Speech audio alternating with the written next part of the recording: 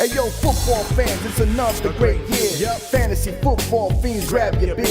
Giving you the best draft tips for all your picks. Starts and sits to the waiver wire fix. From my drafts galore to stats that's hardcore. Triple F does it all, have y'all screaming more. So sit back, relax, let the experts prevail. JT Magnum, Ziggy Guns never fail.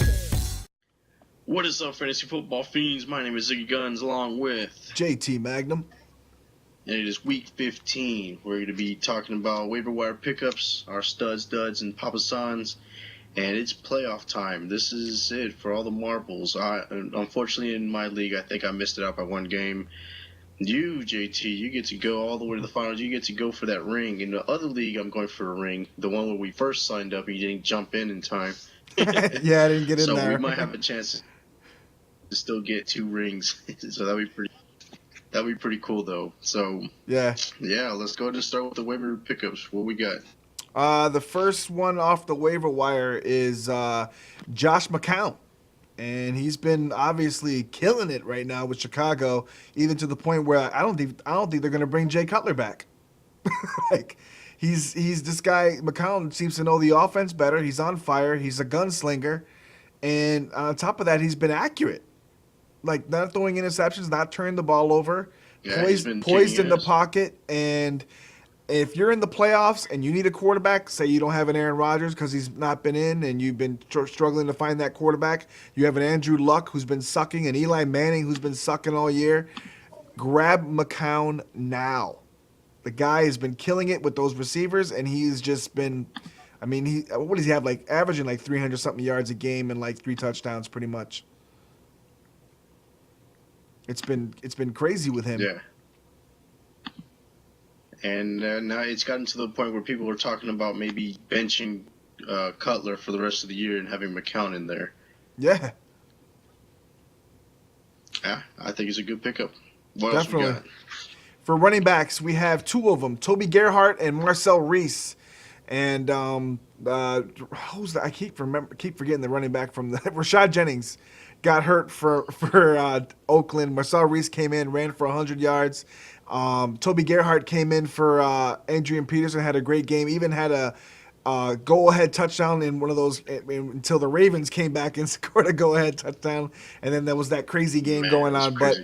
But Gerhart ran pretty well against the Ravens, and obviously Reese ran well. So if Adrian Peterson is not playing, pick up Toby Gerhart because they're playing – who are they playing this week?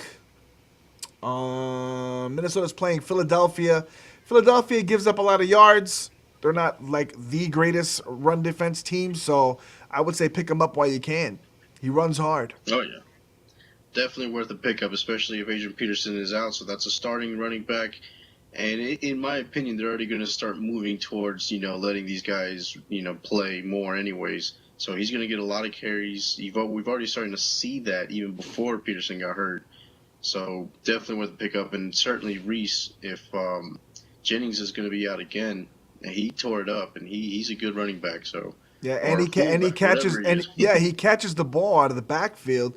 They throw him passes in general, anyways, and the guy is like he's huge and he can fly. It's amazing how fast that he is and how he gets separation as a receiver. So I say stick him in if you can get a chance to get Marcel Reese, pick him up. Yep. The other guy we have from wide receivers is Derek Rogers from the Indianapolis Colts. Had, I think, 120 yards receiving, kind of his breakout game. Had a touchdown, and he's kind of like he's basically trying to take over for Darius Hayward-Bay, who's kind of like been sucking pretty much. Reggie Wayne's been out, so Indianapolis has been struggling to move the ball since Reggie Wayne went down. Their offense has been struggling. Sputtering, Yeah. And this guy, and the big problem is Hayward-Bay keeps dropping everything. And you know what? Yeah. I think it's about time to make a move. So they have certainly, there's some risk. Certainly worth the risk picking him up. You don't know, there's no history. But the way I look at it is this: they're playing at home. He's gonna, probably Luck is gonna throw for around 300 and something yards. At least 70 to 90 is gonna go to this kid, and who knows, he might get a score also. I mean, he is a pretty big target, so I say go for it. Pick him up. Definitely. And for tight ends, Dennis Pitta. He's back. He came back from injury out of nowhere. He was quietly. I mean, there was rumors saying that he might or whatever, that he was looking, they might activate him, but it didn't look like he would be able to come back from that hip injury that he had earlier in the year. And then all of a sudden he's back, and not only he comes back, he scores a touchdown and plays well. So Yep. Dennis Pitta's back, and you know Flacco loves Pitta. You know he's going to see him. He's going to use him in the end zone in any kind of goal line situations. He's going to be his third down go-to guy almost every time. And Flacco's confidence obviously is going to rise. And he's another one you might want to pick up as well as Flacco. But Dennis Pitta, if you lost Gronkowski, if you lost some tight ends this weekend due to injury, or you have a tight end that just hasn't been doing well, pick up Pitta. Put him in. I concur. All right, studs, duds, and Papa Sans. Who's your stud of the week? My stud's going to be Riley Cooper from the Eagles going against the Vikings. Vikings have no pass defense whatsoever. You saw in evidence of them giving up pretty much the touchdown at the end of the game how fast they did that. Flacco was able to move the ball pretty well. You've seen Nick Foles go crazy this year. He's got like 20 touchdowns, 1 interception. The 1 interception coming in the snow because he overthrew it because the ball got away from him. But Riley Cooper hasn't done well the last couple weeks. He's been average points, like 7 or 8 points. But look for him. I look for him to definitely break out. And this is probably the game where he scores like 20 points. Yeah, I agree. My stud is going to be Anquan Bolden. With Michael Crabtree back, I mean, Bolden has just been getting target after target after target. And it's, there's just no way that Tampa Bay is going to be able to contain a free Anquan Bolden. I don't think they're going to have Revis on him. I think he's going to be the main target for Kaepernick. I expect a huge game for Anquan Bolden. Yeah, and my dud of the week is going to be Eli Manning, which has pretty much been a dud all year. But he's going against the Seahawks, and if you have him on your fantasy team and you somehow made the playoffs with him as your quarterback, get him out of there. Put in another quarterback. Pick up Josh McCown. Actually, we didn't even talk about Kirk Cousins either. But Kirk Cousins, I guess, is starting for RG3. Put in Kirk Cousins. Even he would be better than Eli Manning this week going against that Seahawks defense. So there's not really much to say. Eli Manning he's going to struggle this week. Yeah, I concur. And then my dud of the week is going to be Adrian Peterson. Now I know he's injured. There's rumors that he's not majorly injured, like it's a foot thing, but they're going to find out more on Tuesday. So he's acting like he's going to play. And if he plays, he's going to be somebody that you want to stay away from because, like I said, the Vikings are not going to make the playoffs. They've already been officially eliminated a few weeks ago, and there really is no reason to put your franchise running back in a position to hurt himself even more. So if they do play him, it's just simply going to be so he can say he started the game. I don't expect a lot out of him. But let's say he doesn't play, and I don't want anybody to think I'm copying out, then it'll be Andre Brown will be my dud of the week going up against the Seahawks. The Seahawks just the Giants' game plan is probably going to be run the ball, but I don't see them running against Seattle. So there's my duds. All right, your Papa San. Who's going to be your Papa San this week? Lastly, was going to be Harry Douglas. I mean, let's face it, the defense of Washington is just absolutely horrendous. That's who they're playing right in Washington. Yeah, Washington. Yeah. and I can see Atlanta at home. That's pretty much the only place where they've been playing pretty good still, even though they're having a horrible season. But I expect Douglas to have a big game against this horrible defense. And, I mean, especially if it's a PPR league, points perception, I can see 9 catches easily out of him. So another one to look out for would be Edelman. I always pick Edelman, but now with Gronkowski's out, watch out for him. Definitely. My Papa San, my sleeper is going to be Daniel Thomas. Ran for 100 yards last week against Pittsburgh, and now he's going up against one of the worst run defenses in New England. New England just can't stop the run this year. Since they lost Wilfork, they have not been able to stop the run whatsoever.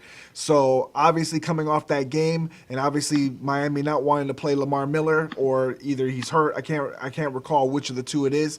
But Daniel Thomas, look for him to get some carries, and he's probably going to get 100 yards and maybe a touchdown or two. Yeah, you know what? Another one I know you like to. You pointed out earlier, Chris Ogbonnaya for the Browns up against Chicago. Ogbonnaya. Yeah, so We'll see Yeah, what he does. the We'll see Bears cannot stop anybody. They have not stopped anybody on the run. Their whole defensive line has been pretty much injured, especially the defensive tackles. So please, if you need a running back, say you have an Adrian Peterson, you need to bench him because he's hurt. Say you have somebody that just has a horrible matchup. Put in Agbayana. He's going to run his first 100-yard game this week. I guarantee he's going to get 100 yards because Chicago, like I said, cannot stop. They haven't stopped anybody all year. So I look for Cleveland to get 100 yards from him if they run. I know Cleveland's not really that much of a running team. It doesn't seem like it's because they haven't been able to. But even teams that haven't been able to run have been able to run against Chicago. That's true. But that does it for this portion of the show. But just to make sure, it is the playoffs. Like Siggy said, if you have a stud and he's on a team that sucks and he's partially injured, keep an eye on your players because a lot of the times this time of the year, they just don't even play the players. Percy Harvin, look at Percy Harvin in Seattle. If you picked him up thinking he was going to do well, which even Siggy and I thought he was going to do well, but he never even came off the injury, and he played well in the one game he played in, but that's it. So check your lineups all week long. Make sure that your studs are going to play. Make sure they're not injured. And make sure you check your matchups, and don't be afraid to bench a stud. I know it's confusing when we say start your studs, but don't be afraid also to bench one.